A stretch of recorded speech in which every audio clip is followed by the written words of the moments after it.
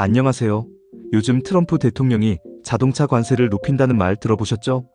자동차 관세가 뭐길래 싶으신 분들도 있을 거예요. 그런데 이게 그냥 남의 일이 아니에요. 우리나라 경제에도 영향을 크게 미칠 수 있거든요. 그래서 오늘은 이 관세가 올라가면 우리나라에 어떤 일이 생길지 좋을 점과 나쁜 점까지 하나씩 쉽게 풀어볼게요. 자, 먼저 트럼프 대통령이 왜 자동차 관세를 왜 올리려고 할까요? 트럼프 대통령은 미국의 이익이 최우선을 외치면서 자국 산업을 보호하는 정책을 펼쳤어요. 그중 하나가 수입 자동차에 높은 관세를 물리겠다는 건데요. 미국이 다른 나라에서 차를 사오지 말고 미국에서 만든 차를 사게 만들겠다는 거죠. 관세를 25%나 올릴 수도 있다니까 수입차 가격이 훅 뛰는 건 당연한 일이겠죠.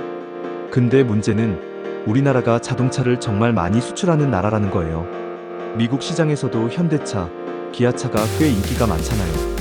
이 관세가 오르면 당연히 우리나라 자동차 회사들도 타격을 받을 수밖에 없겠죠. 그럼 이제 이 관세가 올라가면 우리나라의 부정적인 영향은 어떤 것이 있을지 이야기해 볼게요. 첫 번째, 자동차 수출이 줄어들 수 있어요. 미국이 관세를 많이 올리면 미국에서 한국차 가격이 확 올라가겠죠? 그러면 미국 소비자들이 한국차 대신 미국에서 생산된 차나 더 저렴한 다른 나라 차를 사게 될 거예요. 그럼 우리나라 자동차 회사들이 미국에서 판매량과 수익이 줄어들겠죠. 두 번째, 자동차 산업 주변 기업들도 힘들어질 수 있어요. 자동차 한 대가 만들어지기까지는 수많은 부품이 필요하잖아요. 타이어, 엔진, 전선 같은 부품을 만드는 회사들도 많고요. 그런데 자동차 수출이 줄면 이 부품을 만드는 회사들도 어려움을 겪게 될 수 있어요. 특히 중소기업들이 더 힘들어지겠죠. 세 번째, 일자리 문제예요. 자동차 산업은 우리나라에서 엄청나게 많은 일자리를 만들어내는 분야예요. 그런데 수출이 줄고 공장 가동률이 떨어지면 근로자들의 일자리도 줄어들 수 있겠죠. 아무래도 고용 불안이 생길 수밖에 없어요.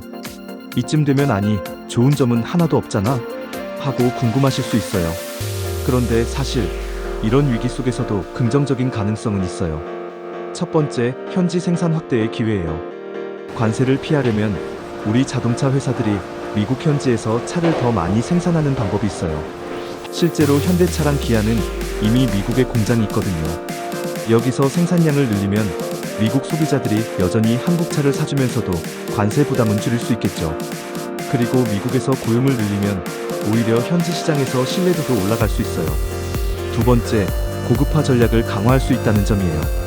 관세 때문에 저렴한 차로 경쟁하기가 힘들어지면 오히려 더 고급스러운 차나 전기차, 수소차 같은 미래형 차량에 집중할 수 있어요. 가격 경쟁 대신 기술력으로 승부를 보는 거죠. 이러면 장기적으로는 한국 자동차의 브랜드 가치도 올라갈 수 있겠죠? 세 번째, FTA 협상 카드가 될 수 있다는 점이에요. 우리나라랑 미국은 FTA를 통해 자동차 관세에 대해 계속 협상을 해왔어요. 이런 상황이 오면 우리나라가 FTA 협상에서 관세 문제를 다시 논의하면서 우리 이익을 더 챙길 수도 있는 거죠. 자, 오늘 이야기를 정리해 볼게요. 트럼프 대통령의 자동차 관세 인상은 분명 우리나라 자동차 산업의 큰 도전 과제가 될 수 있어요. 수출이 줄고 관련 기업들이 어려움을 겪고 고용 불안이 생길 수도 있죠. 하지만 이 위기를 잘 활용하면 오히려 현지 생산을 늘리거나 고급화 전략을 통해 더 큰 기회를 만들 수도 있어요. 중요한 건 우리 정부와 기업이 얼마나 빨리 그리고 똑똑하게 대응하느냐에 달려 있겠죠. 위기를 기회로 바꾸는 게 중요하니까요. 여러분 생각은 어떤지 댓글로 남겨주세요. 오늘 영상이 도움이 되셨다면 구독과 좋아요, 그리고 알림 설정까지.